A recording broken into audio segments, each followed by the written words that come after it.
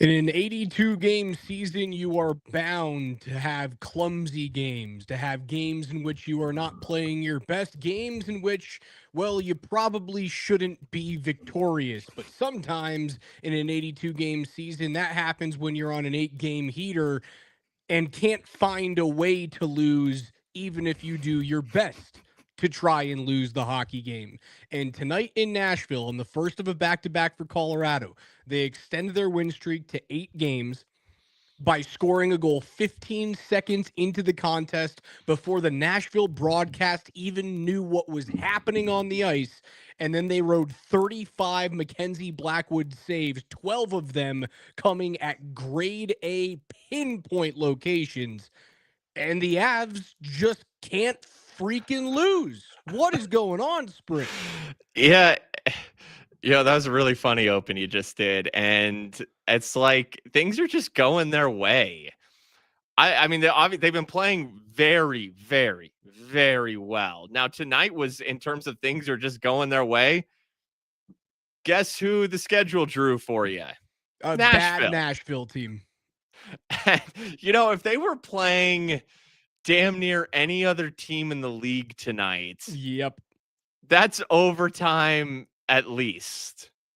But because it was Nashville who suck, no offense, like that's just a fact, okay? I hope any Predators fan could even admit themselves that that is the truth. Because it's Nashville, you win because you scored 15 seconds into the game. And I guess the story is Mackenzie Blackwood. I say Nashville sucks, and they do suck, but they had some looks tonight. And it wasn't just 35 ho-hum saves. There was a handful of them that required a higher level of skill, and Mackenzie Blackwood answered the bell. I would say for me, it was first half of this game, centering pass to Philip Forsberg from behind the net. Yep. That was the glove save. I mean, that's in tight quarters. That was vintage Blackwood. That's a smooth, right in the glove save. The save on one. Roman Yossi minutes after that as well. Like, Sure. you kind of knew he was feeling it, Spring. Yeah, and he was. It looked like good Mackenzie that we saw last year. Square to the puck, fundamentally sound. Like it looked like he was back. And yes, it's Nashville, but it was 35 shots against, and a handful of them were dangerous. Like a 35 shot shutout is no joke. You see some shutouts where like, oh, you like 19 and 19. Right. This was 35 of 35. It was no joke tonight. Money Puck had Mackenzie Blackwood facing 4 high danger opportunities, and now high danger opportunities are tough when you just look at the stat sheet. If you're just looking at like an advanced analytics site, because the way that you find high danger opportunity is proximity to the net. But I could argue that even if you're 40 feet away from the goal, if you have a 2-on-1 and it's backdoor and you shoot from 40 feet, that's a high danger scoring opportunity. So most of the time for me, if you can extend that to medium and high danger opportunities, there were 15 shot attempts tonight for Nashville out of their 55 that they threw at the net that were low and high danger. For grade A opportunities, I probably counted 5 or 6 this evening that he stopped. Yep. It didn't feel like he got lucky on them either. Like sometimes you just happen to be in the right spot at the right time. Blackwood tracked everything. And Kevin in the chat is right. Yeah, he definitely deserved the first star this evening. He was the best player on the ice in a game in which Colorado just like didn't have it. And that's what happens in 82 game seasons. You're going to put out stinkers. Like you're going to lose games because you just simply don't either have the juice or pucks aren't going your way. And sometimes you need to have your goaltender, your number one, and that's what Mackenzie Blackwood is paid to be, show up and be the number one. I think this means everything for a guy that is, let's be honest, Spring, he's fighting to get his job back just because he's coming off of surgery. That leads me to my hot take question, because I'm watching this game in the studios and I'm talking with Berto. And the last time I was here, I was yelling And it's not like the door into this new podcast room we have is not one of those like big soundproof doors. So Berto was like, "Man, what were you yelling about?" I think it was. You do a great Birdo. I Man. think it was. It had to be. It was the Avs Ducks game where they win like 4-1 or whatever it was. And he's like, "What could you possibly have been yelling about?" Well, I was yelling about Landeskog should have been the first star of the game. It was a ridiculous tongue-in-cheek take, but nonetheless. So he's like, "What are you going to yell about tonight?" And I was like, "Dude, what can I even yell about with this game?" And I was like, "Well, I'm not going to yell about it, but here's the hot take question." And you just alluded to it. Did Mackenzie Blackwood get his job back tonight? He made it a difficult decision for Jared Bednar moving forward. Now it's a second of a back-to-back is tomorrow against Chicago. So the conventional wisdom is go with Wedgwood because not only is he playing well, but like you don't like putting goaltenders in the net in back-to-back games with travel in between, let alone a goaltender who's coming off of hip surgery in the offseason. So I think if Wedgwood starts tomorrow, don't go, oh, he doesn't have his job back. But this is a gigantic step in, hey, guys, I'm back. This is my net. And you look at Scott Wedgwood and you go, dude, thank you so very much. Congratulations on your $2.5 million, but I'm the one. It gives you the opportunity to kind of like ham and egg him, play him every other game if you want until someone goes sour. Because here's the reality of it, and I almost want to clarify it by saying the unfortunate reality of it. And I mean that with respect to Scott Wedgwood, who has been so good. But this had been, and in theory still should be, Mackenzie Blackwood's job, as well as Wedgwood has played. So now they do have a luxury here. It's still late November. It's still, the calendar has still yet to turn. As we talked about last show, you are in no rush with anybody or anything. But like we saw tonight with Gabe Landeskog, back half of this game, firmly, and he started this game on the second line, which we theorized could be a possibility, if not the likelihood. Turns out it was the case. Not only, so he starts the game on the second line, back half of this game, he's firmly top line. Gabe Landeskog's firmly top line in the back half of this game. And that was nothing that they had to rush. It was inevitable. And it came tonight. Who knows if it sticks? Because again, they're in no rush. But make no mistake about it. That's the goal. That's the idea. Is that, and he was back on power play 1 tonight. Like, that's where they want him. That's where he will be. They were in no rush. They're still in no rush. But we saw it tonight. Same principle applies with Mackenzie Blackwood. He's the one. If they, and I say if, that's fucking stupid, when they make the playoffs.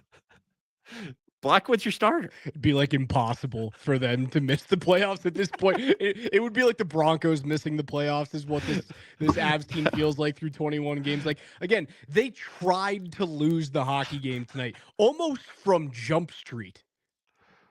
Yes. Yeah. No. That again, you said it. You were spot on, man. Like, it's an 82 game season, but no, Blackwood's, that's the plan. That's the idea.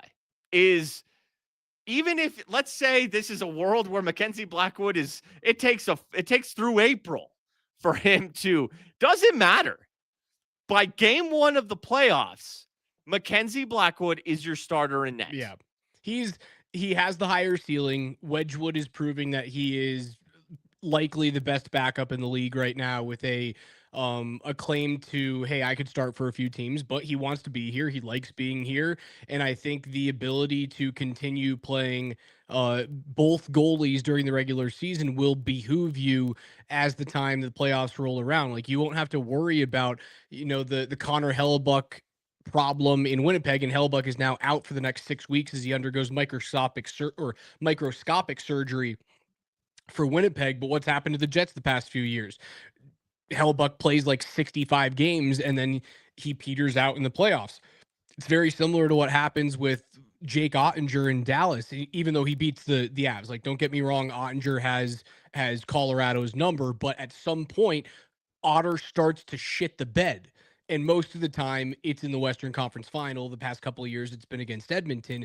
But I think most of that is because Otter is relied upon so heavily to get Dallas to where they are in the regular season. The Avs have done that in the past, right? You lean on Alexander Georgiev. You leaned on Semyon Varlamov for all of those years. What's the one year that the Avs didn't have to lean so damn heavily on their goaltender after the Patrick Waugh years? It was 2022 when you had Pavel Francouz and you went, well, he can play 20 games if we want him to. He can play 35 games if we want him to, just so long as Darcy Kemper is healthy and ready to go during the playoffs. Now, I know there were injuries notwithstanding, but you get my drift. Man, dude, you are fucking crushing it tonight. Because yeah, once again, for I think the third time, I'm gonna say spot on. Thanks, buddy. Like, that was Kemper and Francouz, and you had the reliable backup, and you didn't have to burn out Kemper, so they can still 60-40, 55-45, 50-50 this thing the rest of the way, and they are sparing and saving energy for both of their very legitimate goaltenders. And really, though, you are saving that energy and those legs and that and all of the movement and everything that comes along. It's why goaltenders don't play on back-to-backs for Blackwood. You're saving it for Blackwood, and that's Yep. where Wedgwood, for the playoffs. And that's where Wedgwood comes into play. And then much like Darcy Kemper had to leave because he got poked in the eye and whatever it was in that Stanley Cup playoff run. I don't even think it was the poked in the eye. It was poked in the eye by Ryan Johansson against Nashville. Yes, and then Francouz comes in. Should you need to lean on Wedgwood in the playoffs, but you feel comfy. Yeah, you feel comfy. You feel comfy either way. Like, you feel comfy if there's an injury, and you also feel comfy that, like, if you have to break the glass in case of emergency, where, like, they're down 2-0, they lose 2 home games to start off a series, or they're down 3-1, and those losses are, like, very clearly on the goaltender. You feel great about going, we're going to Wedgwood because we trust him to win hockey games, and maybe that's the spark the team needs. It is such a delightful problem, as you put it earlier in the show. It's a delightful problem to have. Okay, a couple other things from this game. I mean, Brent Burns game-winning goal 15 seconds in, unassisted. That dude rocks. I mean, like, I guess it's the Brent Burns game as well, even though it was 15 seconds into the game. But he's a guy who can have a game in terms of, like, it's not just some early goal and then a lot of nothing happens offensively. Like, Brent Burns has shown he could have a game this year where he scores 2, where he has a goal and 2 assists, where he's making nice defensive plays as well, where we could have, as this season progresses, maybe in the back half of the season, a more suiting and formal Brent Burns game. But yeah, I mean, that's the dude. That's of all the guys, and it's well deserved when you think about it. He was the offensive difference tonight. It's amazing. He led the team in goals above expected. Brent Burns tonight. A team with Nathan McKinnon he scored and Cale Makar on it. He led the team in goals above expected. I see Donzante in the chat on YouTube. Natchez was terrible. Yeah, he was terrible. There were a lot of Avs that were not good tonight. Well, Natchez was the one they took off the top line. A game. And right, isn't that awesome for you to be able, as Jared Bednar, to go, Marty, like, figure it out, but he doesn't have to pull up like Poland to come up to that line. He doesn't have to pull up Taylor Makar or Zakhar Bardakov up to that line. He gets to look down and see a top 3 first-round pick and the longest tenured captain not named Sidney Crosby or Alex Ovechkin. He gets to pull that guy to the top line. What a luxury. Yeah, Jared Bednar loves Gabe Landeskog. Like Jared Bednar knows that Landeskog was on the top line when, he began his coaching career through them winning a cup, and what an integral piece he is on the ice, and he respects the hell out of his leadership. Jared Bednar is going to give Gabe Landeskog every single opportunity, and it's kind of a safety net for him. He's just a player that he trusts. Even if Gabe isn't flying up and down the ice, and he's never quite been that player. He's just such a smart player, though, and those are the guys that Jared Bednar leans on. Now, I did notice back half of the third, they did go Natchez, McKinnon, Landeskog. They took Lehkonen off, but primarily it was Natchez down on the second line. And yeah, look, he's a streaky player. He's always been a streaky player. This has been the most consistent, best stretch of his career. He was a very good player with the Hurricanes, still streaky, was streaky in his stint back half of last season when he came over from Carolina with the Avs. But then he settled in and he was playing for a contract extension and he wants to win a cup. But guess what? He was going to have a stinker. And for that matter, I mean, you mentioned it. McKinnon Makar didn't have good nights either. Nope. But nobody's going to talk about that because they're Nathan McKinnon and they're Cale Makar. Yeah, a guy like Marty Natchez, you call out. You're not gonna call out McKinnon or Makar. Right, because like a couple of days ago, as good as Marty Natchez has been, and he's third in the league in goals or something like that, and he's top 5 in points right now. He's been sensational for them, largely because he's being handcuffed to Nathan McKinnon, and who wouldn't be wonderful handcuffed to Nathan McKinnon. Marty's not going to have the games that Nate had a couple of evenings ago, where you just go, holy crap, that's your game. You just did whatever you wanted. There's going to be a few where he does some really special things, but you know what Nate's going to do in Chicago tomorrow? He's not going to look like a pile of crap. That's what separates. That's what he separates rarely has the back to greats. back. Yeah, that's what separates Hall of Famers from excellent elite hockey players. It's the ability to not string together bad performances and to consistently come out. And consistency doesn't mean every single night, right? For me, it means most nights, because doing it on 82 games a year is like nearly impossible. We're all human, even though I call professional athletes mutant versions of us, and that's what they are. If you do it most nights and you don't string together crappy performances, you've got a really good chance of playing a long time and putting up a bunch of points in this league. Let me bring up this comment here. Kamara, I'm glad you mentioned this. Not only back-to-back games, Gabe, 18 plus minutes, and makes sense because of the Brindley injury and Gabe getting elevated and everything we've talked about. But Bardakov, and it's Brindley's out, so okay. It's not Taylor Makar. I'm not sure how many options they have on him. It's Tristan Nielsen and it's Jason Polin, who did about nothing tonight, both those guys. But hey, Bardakov was of the three on, your bottom three.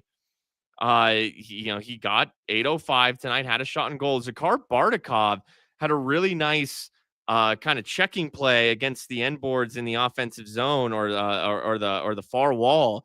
And he threw this nice zipped centering pass at an angle net front to Jack Drury, who almost put that thing in. It was a really nice play from Bardakov. So they don't. You're not going to trust Poland. You're not going to trust Nielsen. But Bardakov, they trusted him a little bit tonight. That's got to feel good for a guy. Now, it's still just 8 minutes. He wants 15. But nonetheless, hey, he had a moment and he played well tonight. I would agree.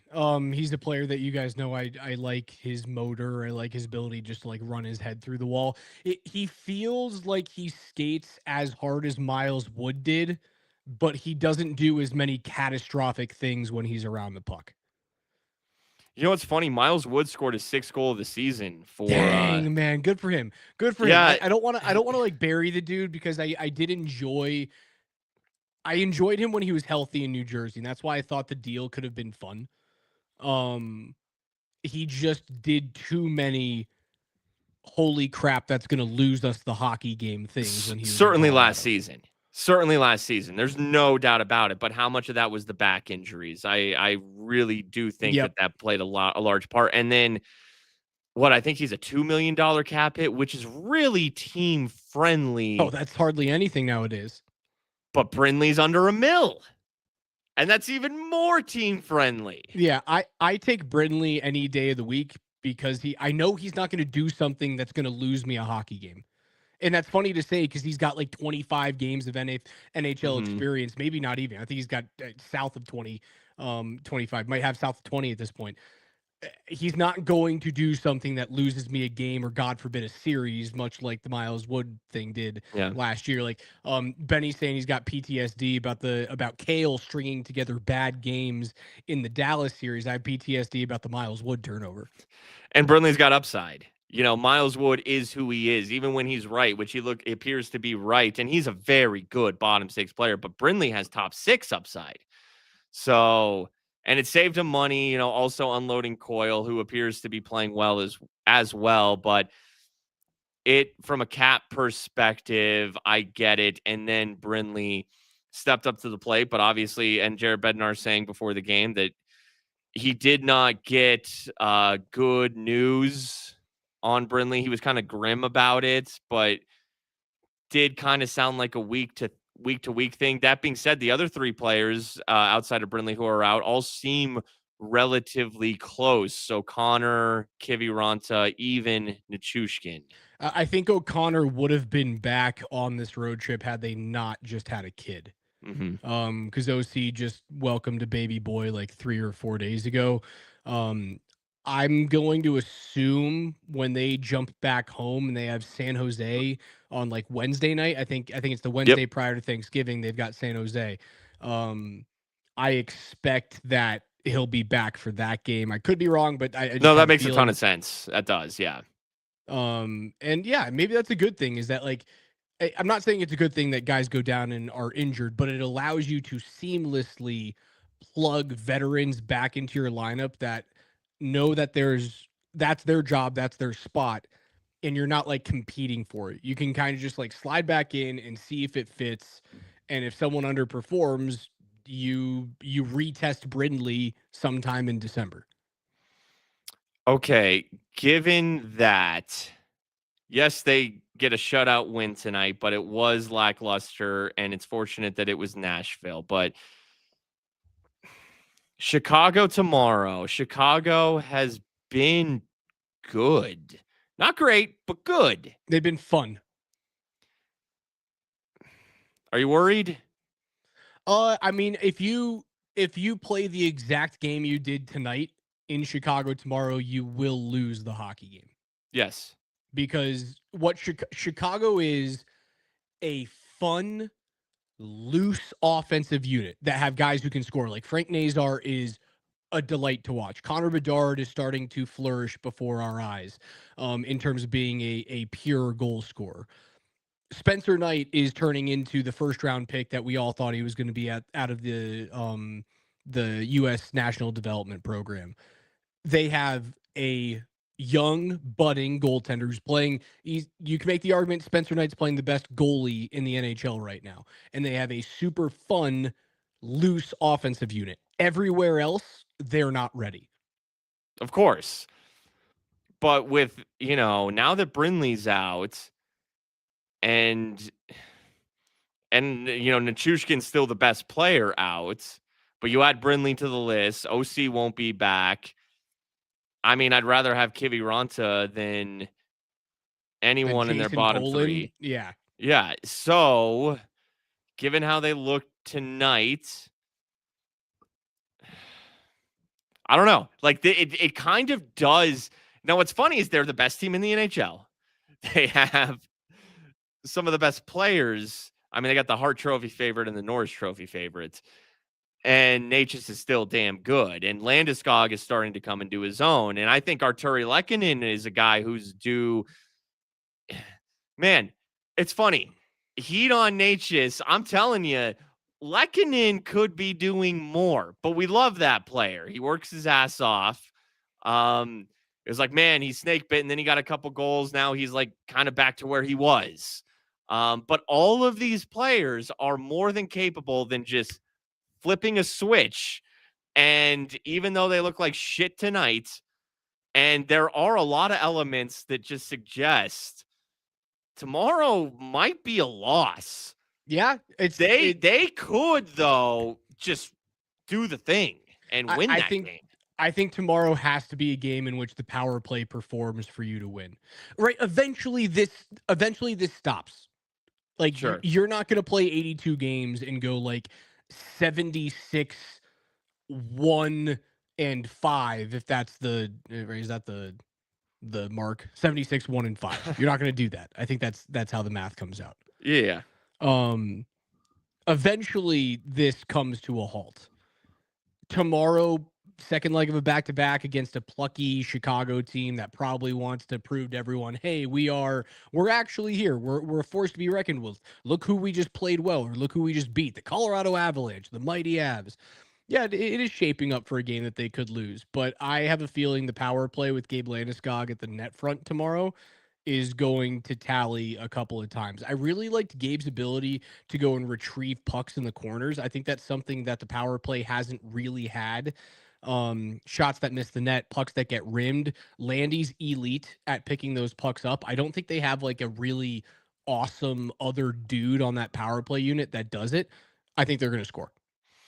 0 for 2 tonight, but it was the first game where we saw Landeskog as your more true net front presence. So, okay, I mean, like, first game of it, there's going to be after a different kind of transitioning somewhat back to the older system after, a month and a half of the newer system. Now you got to kind of relearn. And I think that that's a lot of what it was tonight. And it's also, okay, Natchez now primarily your right wing, which makes all the sense in the world except for his shot hand.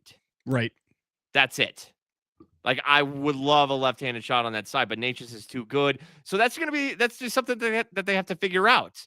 Is the angles for Natchez as a right-handed shot on the right side? They tried to get Landy up there. I think Landy like attempted a one-timer. I don't know if it went wide or if it got blocked. It was early on that he tried that tonight and it didn't quite work. So maybe they're going to try and you use Natchez coming down his strong side where he comes super high and then gets like a flat pass from Kale instead of that angled one-timer pass that you see to a lefty there. So he gets to attack down ice with the puck to the outside of the dot line. Maybe that's how you use Nate. Pardon me. You use Natchez that way.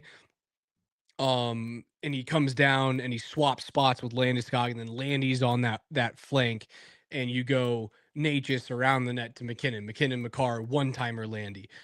I suppose you could do that. I don't see Landeskog's one-timer as something that I'm like super juiced up about, but yeah. But he can float over there. He can. But you want him net front. That's where he eats. And as you have said, his production, his goal scoring will go up if he's on power play 1 and he's tipping pucks in and he's vacuuming pucks via rebound. And you're also right. He's great at retrieving pucks in the corner, something that I think like McKinnon's done an underrated job at so far, but Landeskog is also elite at that. I mean, he's built for that power play 1 role. He just hasn't been there yet because he's coming back from an insane knee injury that kept him out 3 years. And then, I mean, maybe Scott Wedgwood can do what Blackwood did tonight. And maybe like Scott Wedgwood can fucking steal him the game. Could you imagine like Chicago puts up 28 shots and he stops 27 of them. The Avs come away with a 2-1 win in overtime. Like just these two guys just firing shots back and forth to each other. It's funny because the goaltending room is so friendly. Those two dudes love each other and the team loves both of those guys. Like they're cool goalies. They're not weird goalies. And when you get a cool goalie in a room, that's something special and you hang on to it. They just continue to roll, man. 15, 1-5, 35 points. They're 6 clear of Dallas right now. The Stars currently playing on the road in Calgary. The Flames have a 1-0 lead with 2 minutes to go in the second there. So hopefully Calgary can hold on. And man, okay. The Avs Stars, no, not the Avs Preds game was 1-0 at this point. Yes. The Stars are playing the role of the Nashville Predators tonight. And the Flames are playing the role of the Colorado Avalanche. And the Flames are the worst team in the league. And the Stars are the second best team in the league. And The the Avs are Flames the best team in the stink. league. And the Preds are the second worst team in the league. We are in this bizarro, like, Upside down, symbiosis flip here. flop. Yeah, it's bizarre, man. If the Flames can hold on for a win there, that'd be huge. Like, I'm just looking That'd for be a little bit of hilarious. separation, between you and Dallas. Like, I want more payoff for how damn good, how historically good the Avs are right now. I need more payoff in terms of distance between me and the Stars. No, I do think that this is going to be a season where Dallas will play well, but they're just going to look at the standings every night and be like, what the fuck do we have to do? Like, we're winning some games. We're playing pretty well. Why is Colorado like kind of consistently outpacing us? But the funny, ironic part is it will still be Avstar's second round. I know, such a shame. That should be the West Final. It's nuts, man, that you are forced to do that. Again, it's how Nashville must have felt coming into tonight. Like they got their legs going. It's a divisional matchup. Colorado's probably taking this lightly. Oh, and look at what they did. I know they're throwing Mackenzie Blackwood. He's their one, but right now, is he their starter? We got the cold version of the Avs goaltending, and then he shows up and he stops 15 shots in the first period. Like, I'm sure you go back and Andrew Burnett's looking at his coaching staff and literally saying what you just said, like, what the hell do we have to do to beat these guys? That was also like that was their game. It was their And game. they couldn't even score. Oh man, sometimes you're too good to lose, and that's Yeah. what they are right now. They're too good to lose. Yep, that's exactly what it was. All right, Spring, let's run through the scores around the NHL before we get out of here, and then we'll do a longer version of Between the Pipes tomorrow after the Avs take on the Chicago Blackhawks. 6 p.m. start when that Blackhawks game is? Or is it a 5 p.m.? p.m. Oh, that's nice. A little bit earlier. That is I like very that. nice. That's going to be a really good Sunday night. Get you ready for your weekend, for your week ahead game, and then like an 8 p.m. Between the Pipes. Like, yeah, like that's a Sunday night right there. I love that. Penguins fall in overtime to the Kraken 3-2. Sidney Crosby, don't look now, 13 goals for Sidney Crosby. Alexander Ovechkin had a hat trick either last night or 2 nights ago for the Capitals, who fall 5-3 this evening to the Lightning. Brandon Hagel had a 4-point outing for Tampa Bay. The Senators get a 3-2 victory over the Sharks, and the Flyers double up the Devils 6-3. But did you see what happened off the ice for the Devils? Well, look, New Jersey has not been playing well since Jack Hughes, I don't know, sliced his hand at a dinner with Frank the Tank, of Yeah, all sliced his things. hand on like a glass, I think, at a team dinner. And now, speaking of dinners, Jack Hughes on a date with Tate McRae. Good on you, buddy. Look, I truth time. Jack Hughes is a handsome young fella. He is a handsome young fella. Jack Hughes got hit with the handsome stick and Quinn did not. That's Poor guy. Poor guy. You're so right. Hey, first overall pick, all the talent in the world, good looking guy, out to dinner with Tate McRae. Some dudes just win out of the womb, you know? They sure do. They sure do. Good for him, man. He's having a great time. Hey, I wouldn't turn it down. He's in the freaking West Village chowing down with one of the hottest celebrities on planet Earth. Good for you, Jack. Good. And hockey needs that. Hockey needs that. I agree. Completely agree with you. The Oilers double up the Panthers 6-3 this evening. The Canadiens get goals from Lane Hudson, Noah Dobson, and Josh Anderson en route to a 5-2 victory at home as they beat the hapless Toronto Maple Leafs. Blues a 2-1 victory on the road against the Islanders. Red Wings get the 10th goal of the season from Alex DeBrincat in overtime. A little short side snipe from a guy who before today's game went, I should be on that team, when referencing Team USA and the Italy Olympics in February. He's scrappy as certainly from an offensive perspective. He's not big, he's small, but he can score some goals. If that's a fourth liner on my Team USA, I'll sign up for that. 3-3 is the score after 40 minutes against the Vegas Golden Knights for the Anaheim Ducks, who are at What a home. And great then, matchup. I mean, those yeah, fun game. yeah, it's a lot like Avs Ducks the other night. Yeah, those, and there's Edmonton. Those two teams in Edmonton. That's a good Pacific Division matchup here tonight. And that'll do it. Yeah, a bunch of games on a Saturday for you guys to follow it up with just 5 games tomorrow around the NHL. The Abs are right. They're smack dab in the middle. It starts off early with the Hurricanes and Sabres. Sabres scored like 9 goals against Chicago. They That scored is true. 9 goals on 28 shots or something last night against Chicago. I actually didn't catch the final score of that game. I did see Buffalo was like, I was like, why is Buffalo such decent favorites over Chicago at home? So, and I saw someone in the chat say, because like, look, the way Chicago has played overall this season, and the way the Avs look tonight, like, yeah, maybe the Avs lose tomorrow night, but Chicago just allowed 9 goals in Buffalo, and the Avs can turn it on at any given second. Maybe an omen in another respect. Of course. I just heard this from Benny 2095. Miko just boarded someone else. Is that true? I'll have to go and take a peek at that. Let's If see. Let that me is search true. Miko on Twitter real quick. If Miko Rantanen, because he didn't get Here we fined for that, he got go. fined for embellishment. Oh, okay. Same Go search thing this from real behind. quick. All right, I'll take a peek at it, Spring. It's As this we Robert Munich guy has it, right? And it's the first thing that popped up when I searched it. Miko, you just searched Miko. Just Miko. All right, I'm watching it right now. Matt Coronado, who's the goal scorer. Rantanen's going to get either fined or suspended for that because That's boarding. That is that's boarding. boarding, and that's now the second time you've had a sketchy play, and he got off scot-free for the hit the other evening against Alex Romanov. So and he also just got fined for embellishment. That's either going to be a suspension or a max fine. And now the NHL will be looking at Mikko Rantanen a little bit closer as the season goes on. Man, I was trying to give Miko some benefit of the doubt on the Romanov hit because I'd never seen that from him when he was on the Avs.